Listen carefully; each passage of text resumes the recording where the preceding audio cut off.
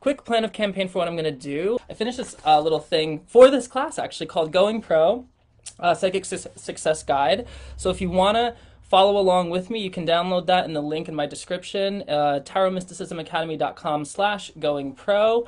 It's free, you can download it, and you can have that, but you don't need it for the class. It's just what I'm going to be going through to talk about stuff about professional reading and some other things. It's really fun, especially if you're thinking about, I mean, this class is mostly for people who are thinking about going pro, or are just recently started going pro, or if you're looking to kind of develop your psychic business. So y'all know that I am a Capricorn sun, so I am not playing around with career stuff. We love to drown it. And I'm a Pisces moon, so the escapism of the Pisces with the career drivenness of the Capricorn, boom, workaholic. So yeah, that's my latest addiction. It's fun. So what I'm going to do is I'm going to kind of go through that and see where the conversation leads. I'm really going to be looking at chat because I want to focus on you guys as the live audience. So if you have any questions, please don't hesitate to write in, and I will go in different tangents and detours because there's obviously a lot of stuff to cover. Then, after I get through this guide and some stuff about Reading Pro, I'm going to teach you a quick, super easy reading method that, for me, has been like my favorite method for reading for like events and like places where you're rapid fire reading, like one person after another. So if you're doing like a corporate event, or if you're doing like a fair, you're doing a festival or a private event, whatever it is, or if maybe you're at a store and you're like people are just coming in quick, I'm going to teach you how I read for people like that. And it's great for if people don't have a question, because you're going to attract different clientele, but that's going to be a really fun method. It's very easy. Bop, bop, bop. You can give like 5-10 minute readings, or you can extend it to an hour. It's very flexible as well. So I'm going to teach you a quick reading method that I kind of developed. It's really my remix of the first operation, because, you know, if you follow any of my work, you know I'm kind of an occult geek. But yeah, then maybe we'll give a quick demonstration if we have time, and then we'll go into some other topics like maybe reading for strangers and maybe clearing and energy after like reading for strangers.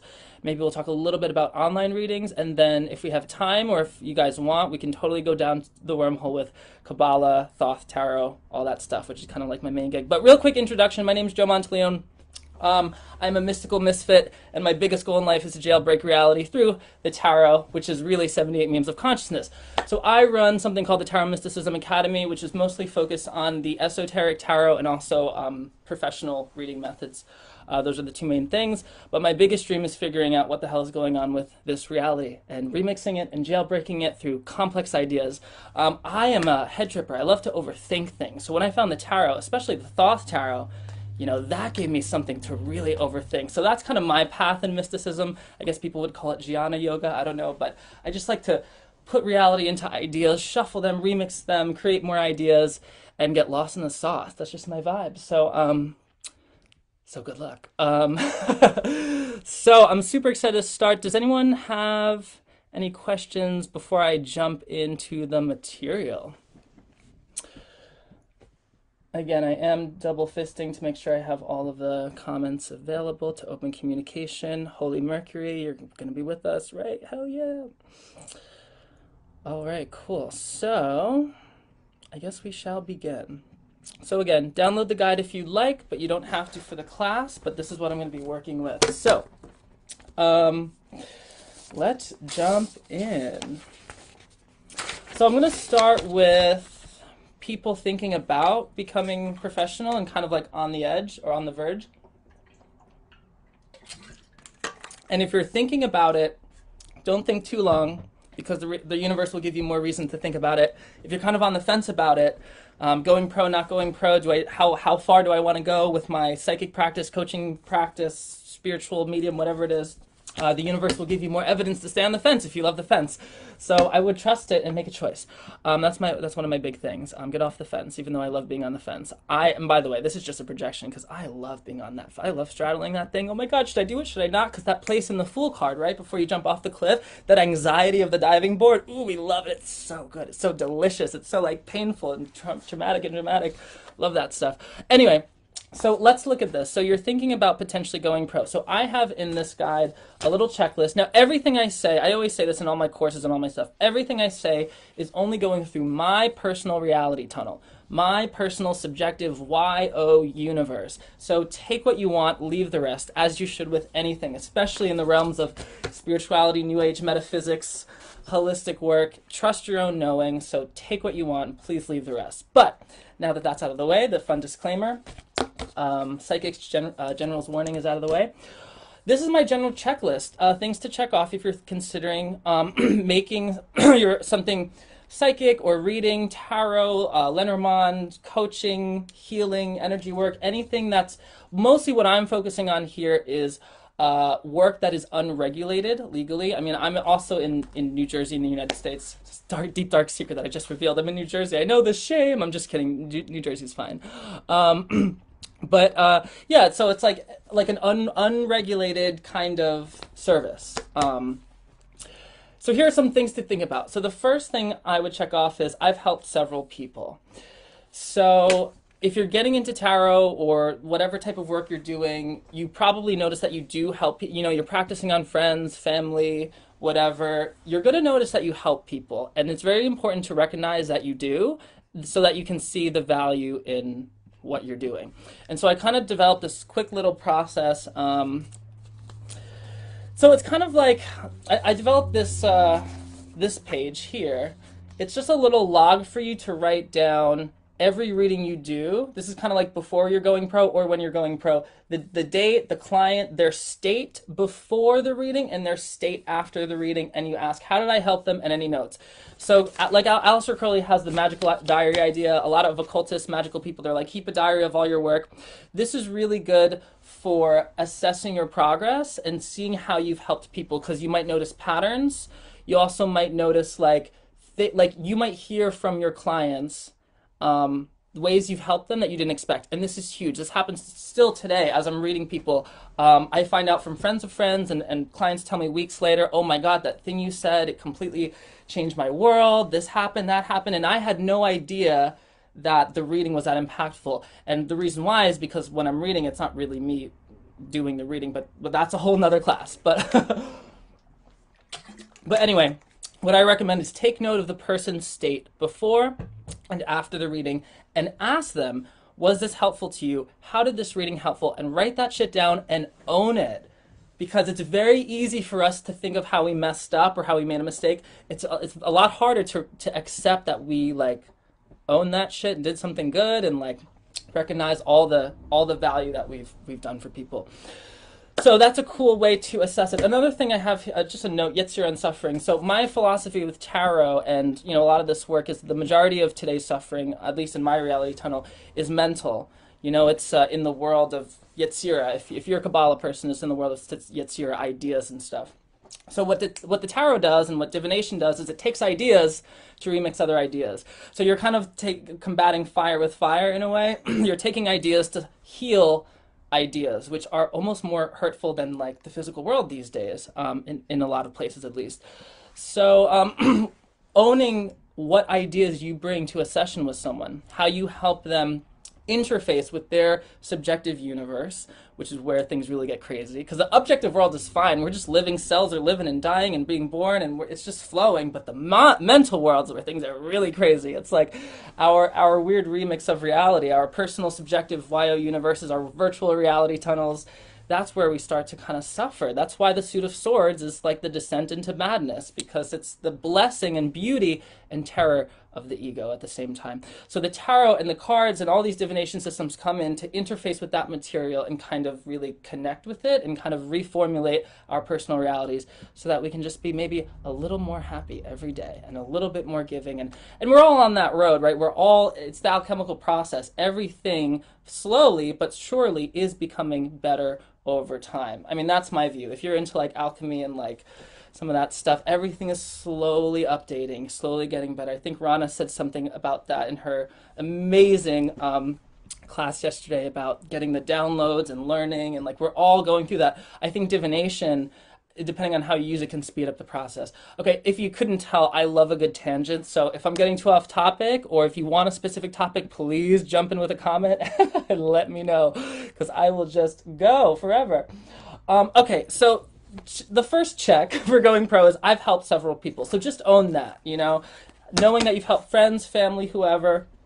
all that good stuff. And you can use this to kind of log that and own that. Okay. Number two, I know my craft. So I mean, know your medium. So y'all know I'm a tarot nerd, especially the esoteric tarot, Kabbalistic tarot. Love that stuff. Know it like the back of my hand. If you're a palm reader, know it like the front of your hand. If you're a numerologist, be able to count to infinite. I don't know, but like know your medium well enough where I believe it's a good. And this is kind of a weird Joe original, and maybe it's not true for you, but I believe it's good to know your medium so well that you can do it and on autopilot. Okay, now let me explain that. That's kind of a weird thing. So I've had some events, like I've done events where it was like 8 hours long.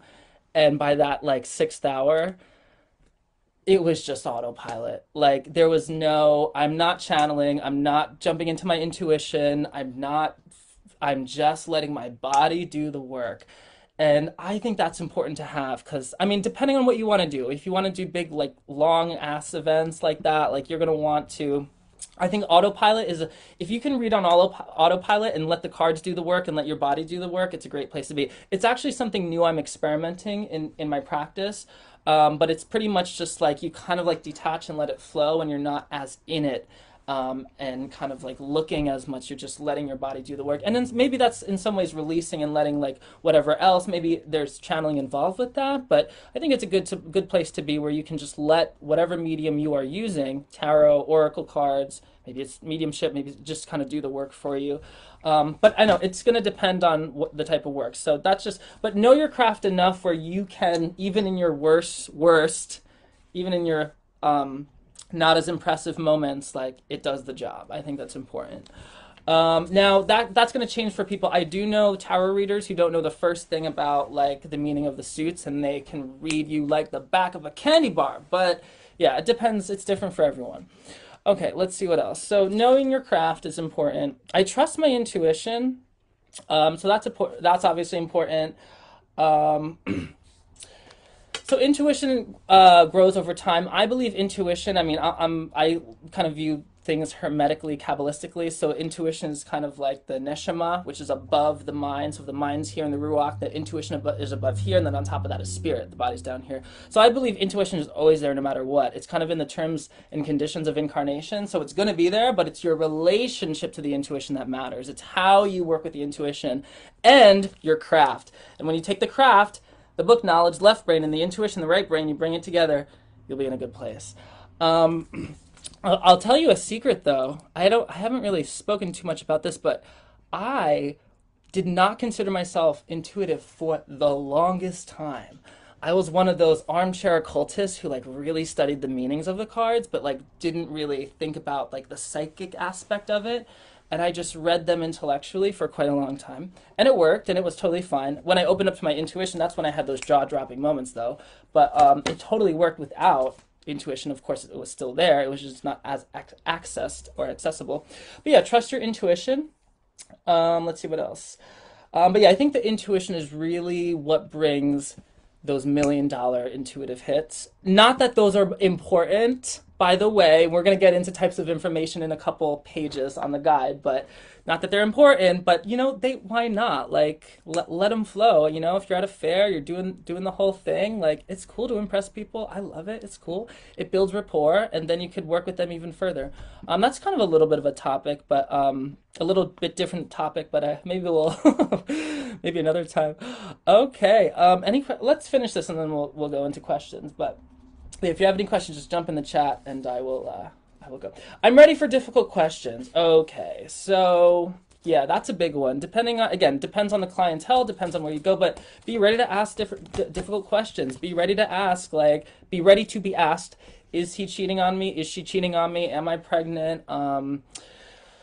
Be ready to be asked questions that they don't even language. So I had like a couple months ago, somebody asked me about people, and it was very grim. I could feel this really dark something. And she was asking me about people, how certain people were doing. And I could tell like it wasn't people she necessarily cared about. But anyway, I saw 3 people involved with something really dark. And it turned out that those 3 people were all involved in the murder of her son. So you're going to get hit with like, you know, some really heavy stuff, and so just be prepared with that.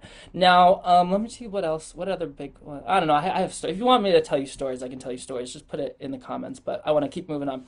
And now that, being ready to answer difficult questions leads into the fifth checkpoint, which is I know my ethics. So this is when you know your ethical parameters and your scope of practice. So obviously, the obvious ones are like certain mental health things. Maybe you're not going to go into. You know, maybe domestic violence is something you're not going to go into. So I have, in some cases, denied readings because there was domestic violence going on. So what I did was I just sent the, people like a hotline.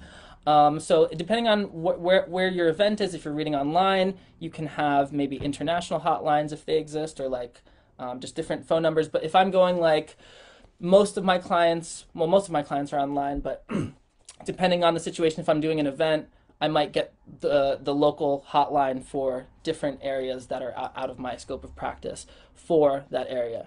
And just have phone numbers ready to give people for things that, yeah, you obviously can't deal with. Cool. And ethics can be like the more obvious ones like that, or obviously if people are risking hurting themselves or someone else, that's a big red flag to give them a phone number and like really, hopefully they will call that phone number. But other ethics can be like, maybe you don't read, there's certain topics you just don't want to read about, you don't feel good about reading about. So that could be like, is he cheating on me? Some people don't like doing that. I love those questions personally, but I'm kind of a nut job. Let's see what else. What other things do people not like to read about?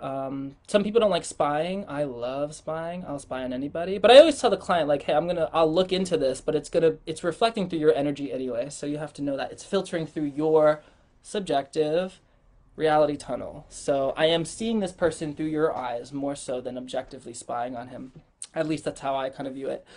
What other ethics? But yeah, ethics are just what you're comfortable doing, what you don't like to do. You can specialize in stuff too. Like I was specializing in love for a little bit, and I was doing a lot of love coaching. I love love. But you know, it's like the three big things: love, money, health.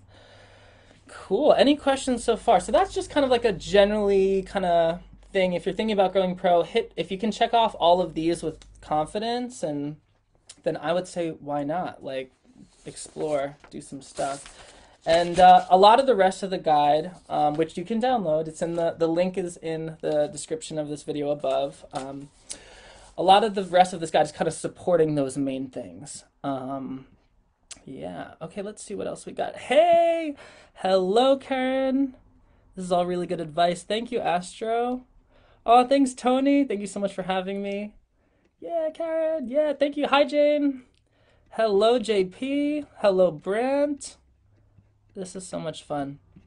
Okay, let's see what else we got. Ooh, how to attract clients. Now all right, no more BS. How do we attract those damn clients? So, attracting clients. So I have like 4 major ways that I've done. There's so many. Now I love a good esoteric wormhole. You know, send me down Kabbalah, send me down numbers like fractals. Let's figure out the universe. But there's no wormhole that I've discovered quite like online marketing and business development. It's so niche-y and it's so wild and I don't know, it's so complicated for me, but I kind of love it because it's so unfamiliar to me. So my Capricorn gets excited, but my Pisces moon is like, oh my God, let me just flow away and not worry about it.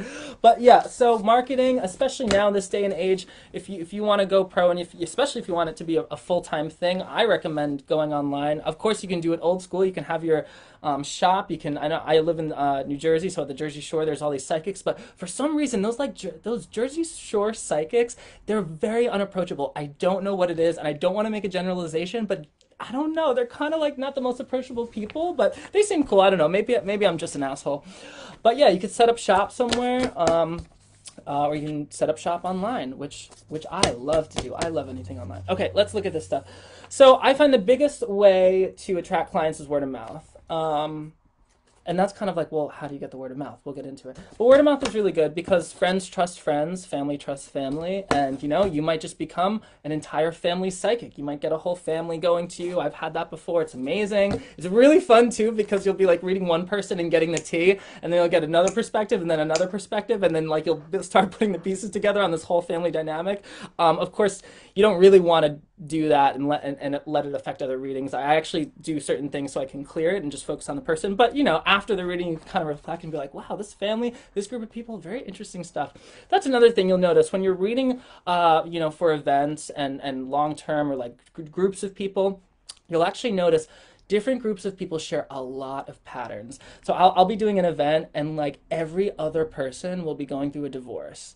And I'll be like, I guess that's the fad for this group of people right now. Divorce is in. And it's just like really cool to see the patterns recurring. Let me see if I have any comments. Okay, so word of mouth is very important. Regular spaces. So regular spaces, anything I consider where you just go almost like you kind of have office hours or you have a schedule or they're kind of just open regularly. So this is New Age stores. It could be bookstores maybe. They might like, I don't know, hit up a bookstore. Maybe they'll let you have certain hours you can come and read, put a sign outside. Could be coffee shops. I've never done the coffee shop thing, but I have heard that that can work. It could be. I find the best places for this are places where people expect to find your type of work. So if you're a reader or a psychic, Renaissance Fair. That's my personal favorite place to read. But that's because I get my whole Renaissance fantasy, and I love to stare at the Vikings, and they love to stare at me too. But anywho, Renaissance Fair is great. Let's see what else. What do I have written here? Yeah, stores are great. And then another big way to find clients is social media. Great for branding and maintaining long-term relationships. This is also great for finding long-distance clients. So, any clients you pick up from here or here, connect with them and maintain that relationship through your social media. Keep posting about your work. Pick a card readings are really big. If you want to go down the YouTube wormhole of pick a card readings, you can do that. And by the way, like as much as I love a lot of I'm supporting everyone and I believe everyone should do their true will and rock the world with their divinatory powers.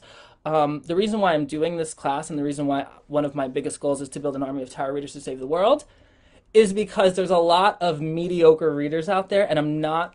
There just is. There's a lot of people that are really young that are killing it on social media, and I totally support them. But I know that everyone in this group right now is like top notch. If you're working with these people and if you're studying with the roster that's in this event, like you're working with these pioneers of divination, like you're serious. So like get out there and and work, girl. Like there's too many people out there that are just like they're not bad, but I don't know. That's just my view. I don't know. I like to see talented people do their thing and save the world. So, by the way, that's kind of my dream. I want to make an army of tarot readers to save the world, but not the physical world, like the subjective world, the YO universe. Everywhere where we kind of remix things to our own accord.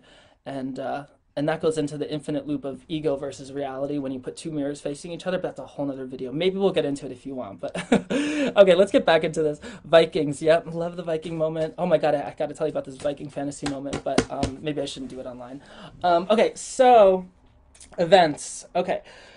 Events are where I love events. Now, events include private events like birthdays, weddings, bar mitzvahs. Corporate events, that's where it's at, are great, oftentimes have higher budgets. Other events include local festivals, psychic wellness fairs, retreats, and more.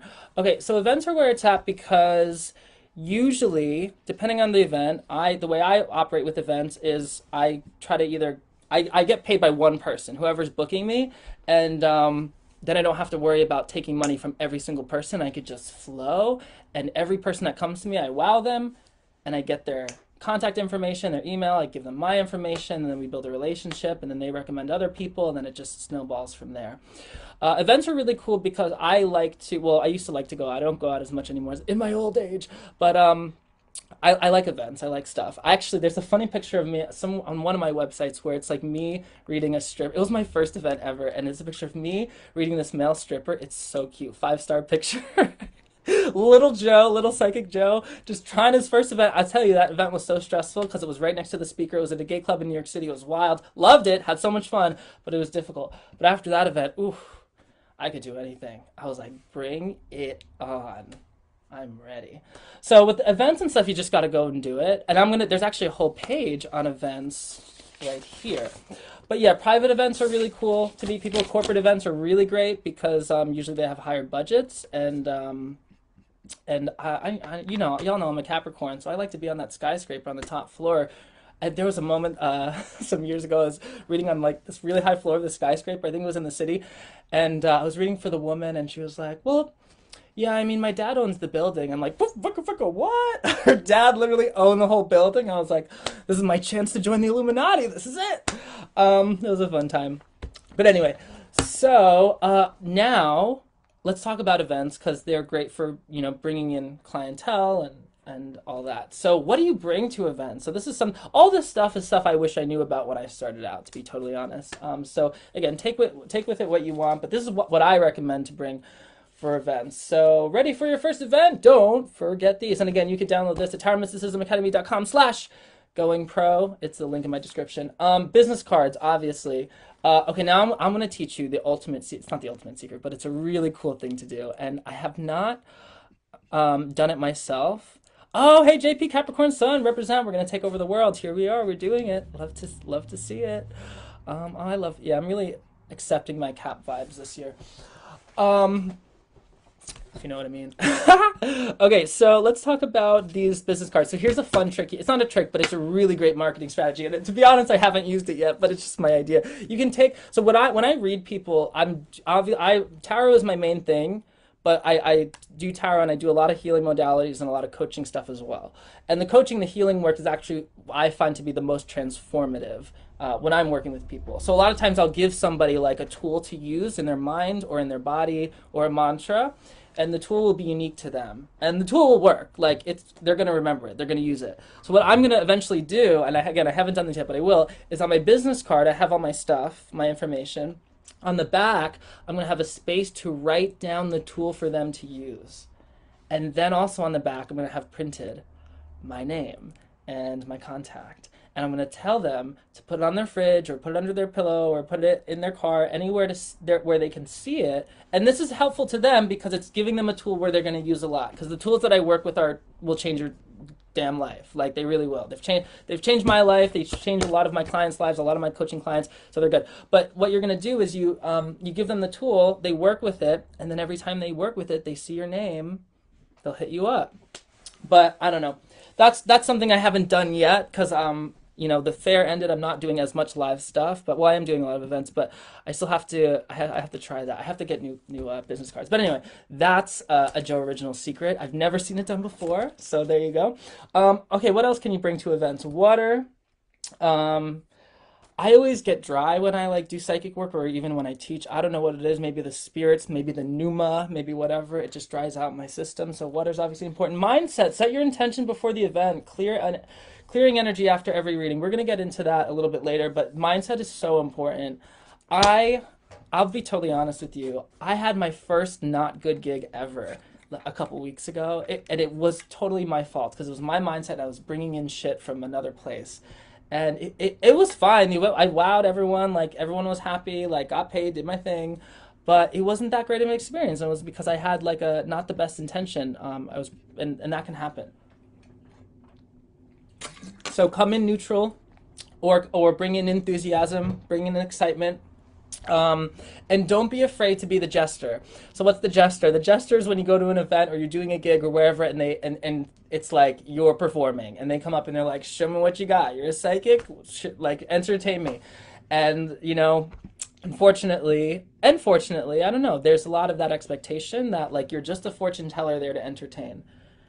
But luckily, it's a very entertaining thing to do. So have fun with it. If you're the jester, then own it and show them how much farther you can go in your practice. I'm someone who's a little bit more about the self-development side of divination than just classical. But I actually do love the classical old school stuff too. I love predicting the future. So yeah, but if you're the jester, have fun with it. Play around with it. We'll talk about difficult clients if you want to, but yeah. So mindset, mailing list. Okay, this is another big secret. Bring a mailing list, ask people to sign up. I guarantee you, 95% of the people, if you ask them to join your mailing list, they will. What I do is I have, depending on what projects I'm doing, if I'm teaching a course, I will write down whatever whatever product I have coming up next. So if it's an intro to tarot course, my coming course is December 1st. I'm starting a intro beginners tarot course, and it's my first course where I'm not teaching Kabbalah, elements, numerology, all that stuff. It's just tarot. So it's a beginner course. It's the fastest way to learn tarot. And it's a new approach, and so I'll write on my mailing list, like, are you interested in learning tarot? If so, write yes. And then a lot of people will say yes. And then I'll email them and say, hey, here it is. But yeah, otherwise you can, if whatever else you do, you can say, are you interested in these things? Type yes. But yeah, people will write their emails down. Food is great for grounding. Obviously, I always try to have like, my... My diet's kind of like a post-apocalyptic diet. It's pretty sad, but I love like energy bars and stuff and like protein bars, so I always bring those to gigs. Like I'm so ready for the apocalypse. That's the real fantasy, right? Cyberpunk apocalypse. Okay. Contact number of the host. That's actually important because, you know, if you're late, if you can't find the place, where do I park? Yada, yada, yada. Contact number is good. And obviously all your tools and fancy things. Cool, let's keep going. Any questions so far or reflections on the material? So I want, by the end of this class, I want y'all to have everything you need to start saving the world with your divinatory powers and bringing more magic and fast forwarding the alchemical process in everyone, if that's what you want to do. Any questions or comments so far? Okay. So I'm going to keep going then, and then maybe we'll get into that reading. So giving accurate information. Giving accurate information. So the way I kind of see it is that, you know, well-developed intuition, confidence in your craft, bringing those two together, you're in a good place. But don't be afraid to make a mistake, because you will, and it's allowed. There are 4 types of... Hi, Neil! Neil, you are the best. This is so much fun. All the coolest people are here. Information. So here are 4 types of information that you will likely give. Information they know. This is a very common one. You will be surprised at how often you will hear, oh, it's stuff I already knew, but, you know, people say like, oh, I kind of already knew it, but hearing you say it is important. It's like, and you know, when things land, you know they land. Well, there's 2 kinds of landing. There's like the landing where people hear information from you and they know it, and they're like, yeah, and it's like healing. It doesn't have to be cathartic, but it's kind of like, yeah, it's good. Actually, sometimes that's the most effective thing you could do for someone is tell them stuff they already know and give them the message. The same damn message they've been getting for the past 5 years. Who knows what it is, but yeah. And that's valid.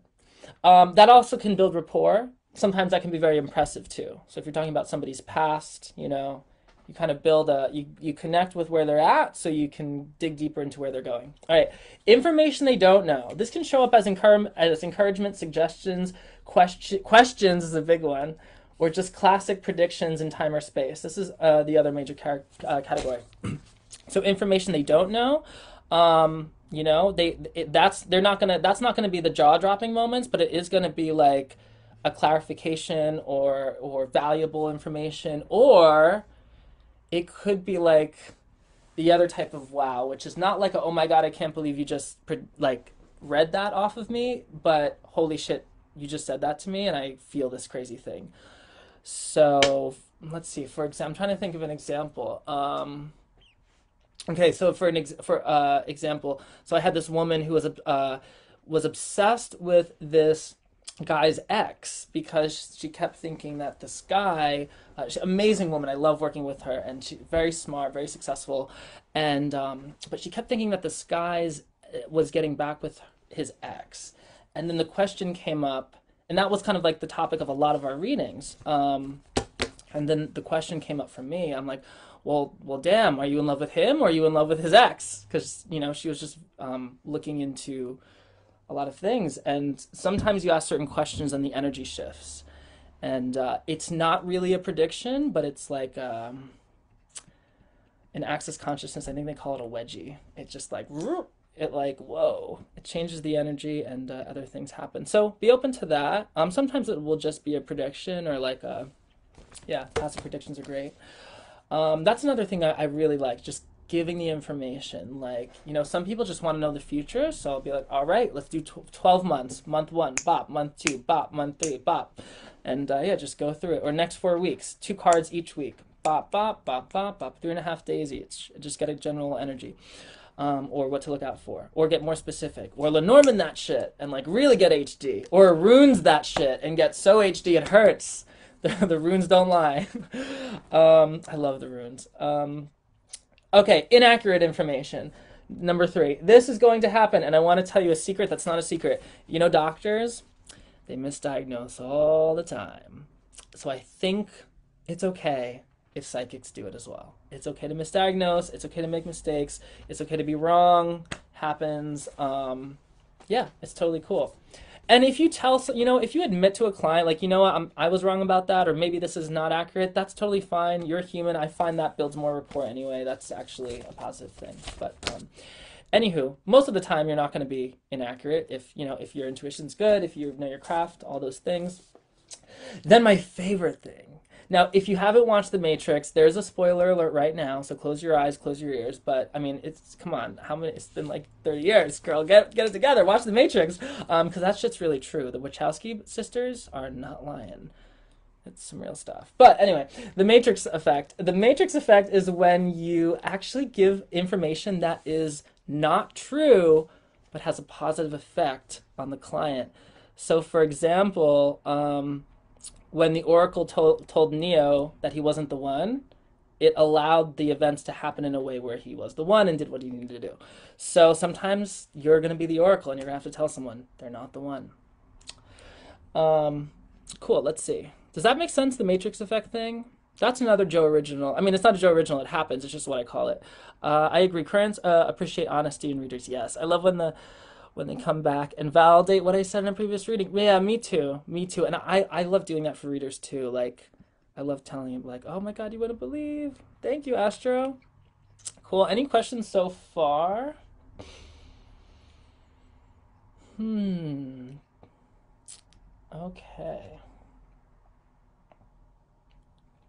All right, so what else do we have? I think that's about everything.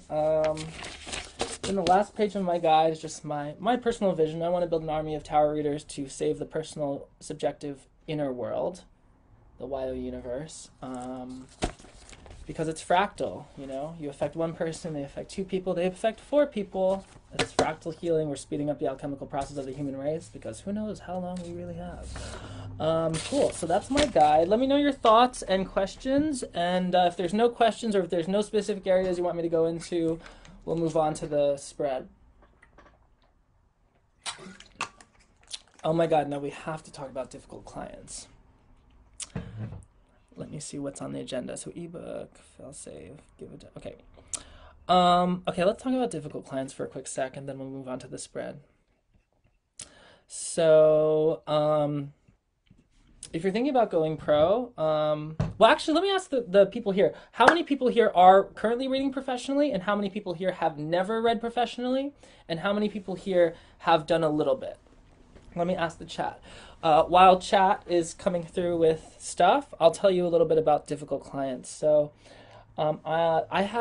I don't get too many difficult clients. I think it's because the way my energy works, I kind of invite people that I want to work with energetically. And if I don't want to work with them, I have a way where I kind of don't invite them, or at least maybe that's something I'm training and getting better at. But it's very rare for me to get difficult clients. And I think I would guess that it's kind of rare for you as well, because if somebody sits across from you, obviously they want to work with you. No one's forcing them, unless somebody is, and that can also happen. So I had a guy, when I do events, I do lucky lasts, and I'm like, all right, you're my lucky last. This is past my time. And so I had the guy who really wanted a reading, but then he was like, oh, you know what? Since I'm the last one, let my mom go first. And I'm like, oh shit, because I knew she didn't want to go. So she comes over to the table and she's like, oh, okay. And she sits across from me, and I'm like, why? He wants to go. She doesn't want to go. Why can't they just know that? But anyway, I had to do the reading, and it was fine. And I let go of my judgments about it for the most part. And I did the reading, and I kept asking this woman, okay, so all these questions, and I'm like, does that make sense? No. Does that make sense? No. And I'm saying, I keep seeing this daughter, and I'm seeing this very sensitive, she's kind of in her own world, but she's doing okay. Do you have a daughter? No, I don't have a daughter. Okay, well, I'm saying all this stuff. And then she's like, yeah, it didn't really make sense. And then at the end, she's like, well, my daughter, and then pretty much said exactly what I just told her. And I'm like, okay, work, whatever. Thanks. Thanks for stopping by. Literally exactly what I told her. So there is a level, and I don't mean to I don't mean to belittle people. I really don't. But there is different levels of awareness with different things. You know, people have different levels of awareness. I have my own levels of awareness in things part of my life, and my awareness goes down in other parts of my life. It's natural. It's like we choose different awareness for different things. So you will get clients that are not aware, and you might be giving them everything. You might be giving them the HD clear ultimate vision, everything they need to know, and it's still not clicking, and it's just they're not aware, and it's fine. It happens. The only other time in recent history where I gave a bad reading or like it didn't connect was I had this woman. This is actually very recently. So this is at the Ren Fair. I had a woman sit across from me, and she's like, "All right, I'm gonna do it. Show me what you got." And I gave the whole reading, and she's looking down, and she's like, "That was the most inaccurate reading ever." Because I was talking about a lot of dark stuff from the past. There was the tower. There's a bunch of other stuff, and separation, and like divorce, and resetting life, and all this stuff. And I had this moment where she said that was inaccurate, where like my inner saboteur came up and was like, "Oh shit, oh my God," you know, we all have that. And I was like, okay, am I going to listen to the inner saboteur, or am I going to actually just be present and take one more look? And I chose to be present. Let's take one more look. I looked down at the reading and I got the same information, the same energy. And I was like, no, this happened. And she's like, yeah, 5 years ago. And I'm like, well, it's still affecting you now. And then she got up and walked away. So she wasn't ready to experience that. She wasn't ready to hear it. And that's valid. It's valid.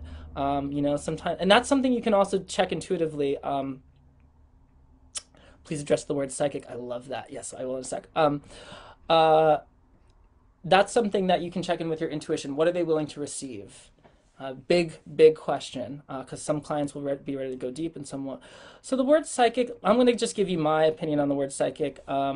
Big expectations when the cards can...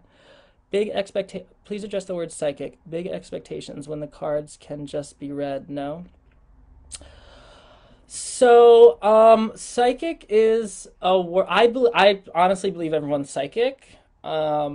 I believe everyone has awareness, and I believe that different people, depending on your life, different people shut off their awareness in different ways over time. And I personally believe that consciousness is like, you know, the high priestess. In the back of the high priestess, in the back behind the tree of life, behind the veil, there's water. Well, that water is the collective unconsciousness, but also consciousness itself. It's like all of consciousness, and that water streams throughout the majors, literally or hinted at, to show the development of consciousness as it incarnates in units of beings like us, like how we were born. We're incarnate. We have this like unit of consciousness. We're all just cups of the ocean of consciousness. So being that, I think we're all psychic. We're all aware. Now, I'm not saying we're all mediums. I'm not saying we all have the same amount of ability. I'm not saying that ability is the same for everyone, but I think we're all ultimately aware. And so I use the word psychic to kind of signify awareness. Now, the other reason why I use the word psychic is because it's very easy with alliteration. Psychic success. So maybe I need to change it. But I really do. I mean, I really believe everyone's aware. And when you destroy and uncreate people's points of views and judgments about things, they actually become aware of what the hell is going on in their life, in the lives of people around them, in their family. Like, everyone knows what's going on. So when we use these 78 mediums of consciousness, not only are we kind of psychically connecting to them and pulling this information, but we're helping them almost in a way uncover their own ability and increase their own awareness and like dig deep and like feel what's going on. So that's my relationship with the word psychic. I know psychic's not I don't know, around me it's not as popular of a word as it maybe was, and it's maybe kind of like a weird, like, maybe, I don't know, for some people it brings some level of superstition, but I don't love the word intuitive because I think everyone's intuitive. Like, it's part of the terms and conditions of incarnation. I don't really like the word psychic either. It's just kind of what I use. I don't know. I've been thinking about that, though, as I was writing this ebook thing. Like, what word is this? Is it reading? Is it, I don't know. To me, it's just consciousness, honestly. Like, by the way, I've been, the work I've been doing with tarot, like, you ever think about a word so much it loses its meaning? That's kind of like tarot for me. Like, I've been working so much around it and thinking about it so much and like building courses around different aspects of it. So it's like lost its meaning. It's just consciousness to me. It's just 78 mediums of consciousness, and it's just different ways you can play with it. So that's kind of how I view the word psychic. But to be honest, in the context of this class and going pro, It's a marketing thing. It's going to be depending on your clientele, where you live in the world, and how people perceive that word. That's big.